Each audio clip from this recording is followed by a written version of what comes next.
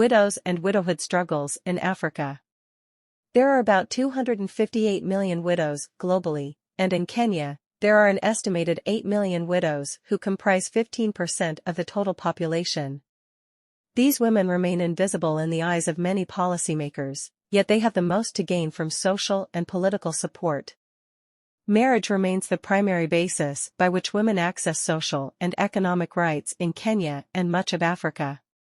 In Africa, the proportion of widowed women ranged from 2% in West Africa, 3% in Central Africa, 4% in East Africa, to 5% in Southern Africa.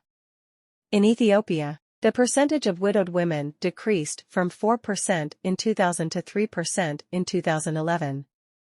As a result of their disadvantaged social position, widows are vulnerable to many socioeconomic and health issues. Sexually exploitative practices are commonly experienced by Kenyan widows, including sexual cleansing in which they are forced to have sex with a relative before numerous activities such as building a house, and widow inheritance, the forced remarriage to a brother of the deceased husband. These practices are not only emotionally and psychologically harmful, but they also often put the widows at risk of contracting HIV/AIDS. Widowhood struggles. 1. Socioeconomic immobility.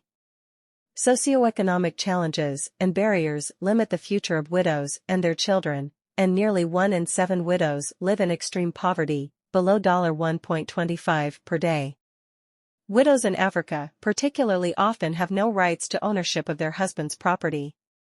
In many cases, widows may endure property grabbing or eviction from their homes, and the land may be claimed by their late husband's male family members. With the loss of home ownership and land, the widows are limited in their ability to grow food, take care of their children, and maintain their livelihood. 2. Social isolation. Widows face social stigmas in their communities and can be considered impure, assumed to carry omens of death, and subjected to sexual cleansing to remove impurities ascribed after a husband's passing. Many experience loneliness, isolation, neglect, and even rejection from their relatives. In the face of these stigmas and ostracization, widows are often socially othered and are not only invisible to their local and global communities, but to each other. One of Nyanam's widows, Grace, once noted that until engaging with Nyanam's leadership circles she had never been with a group of widows. I am an 84-year-old widow, and this is the first time ever I have been in a meeting of widows. 3. Health issues. In the Lake Victoria region where Nyanam operates, HIV prevalence is 20% and almost 3 times higher than in neighboring inland communities. As a result of cultural and economic practices including sexual cleansing, widow inheritance, and sex for fish, widows are at a higher risk of acquiring HIV. The practice of sexual cleansing subjects women who are considered unclean when their husbands die to have sex with a brother or male relative of the husband before engaging in activities such as building a house. Widows are also subject to chronic poor health as a result of inadequate nutrition, housing, lack of clean water, and trouble accessing healthcare in rural Kenya. The daughters of widows are also vulnerable to transactional sex, which leads to teenage pregnancies, early marriages, and increased rates of HIV. In addition, the sons of widows are more likely to abuse drugs and in many cases drop out of school.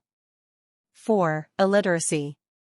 The challenges widows face are further exacerbated by illiteracy and a lack of education and training.